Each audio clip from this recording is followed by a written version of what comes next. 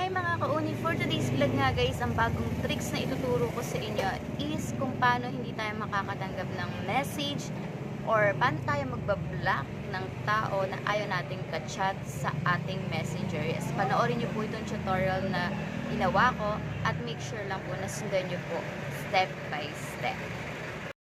Hi mga kauni, for today's vlog nga guys, ang ituturo ko naman sa inyong tricks is kung paano mag-block ng hindi niya nalalaman, paano siya hindi makakapag-chat sa'yo or paano mo hindi marireceive yung chat niya. Yung kunyari, marami kayong nangungutang sa inyo, for example, ayan.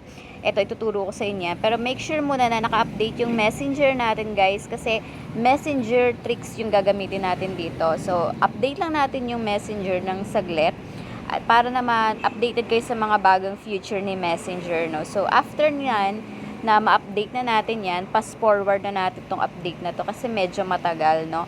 Open na natin yan. And then, pag nandiyan na kayo sa messenger nyo, hanapin nyo yung tao na lagi nagchat-chat sa inyo or yung parang laging kinukulit kayo sa chat. Pwede nyo siyang i-block nang hindi niya nalalaman, guys. At hindi rin siya makakapag-chat sa inyo. So, for example lang naman ito muna, ito, pamangkin ko to, ito, kunwari siya, ayaw nyo siyang ka-chat, ayaw nyo makareceive ng chat sa kanya, punta ka lang yung sa taas, yung may parang icon dyan. And then, scroll up lang kayo pataas. Hanapin nyo yung restrict. Ayan. Yan yung restrict yung gagamitin natin para hindi tayo makareceive ng chat sa kanya. Ayan. Sabi dito, less of Jenica without blocking them.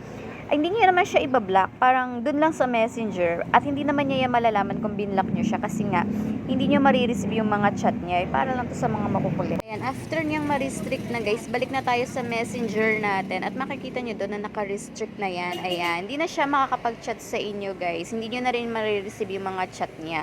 So, ganyan lang yung gagawin niyo kapag meron nangungulit sa inyo, di ba? At pwede naman yan maibalik guys, pwede niyo naman ma-unrestrict yan, pipindutin niyo lang din yung unrestrict na nakalagay dyan at babalik na yan sa normal at makakapag-chat na rin siya sa inyo at ikaw. So, ganun lang guys kapag gusto nyong mag-chat na. Ayan, ganyan lang po guys. So, sundan nyo lang po step by step at magagawa nyo po yan. Yun lang guys. Thank you for watching and follow for more para sa ating mga tricks at saka mga tutorial na gagawin ko. Thank you for watching guys.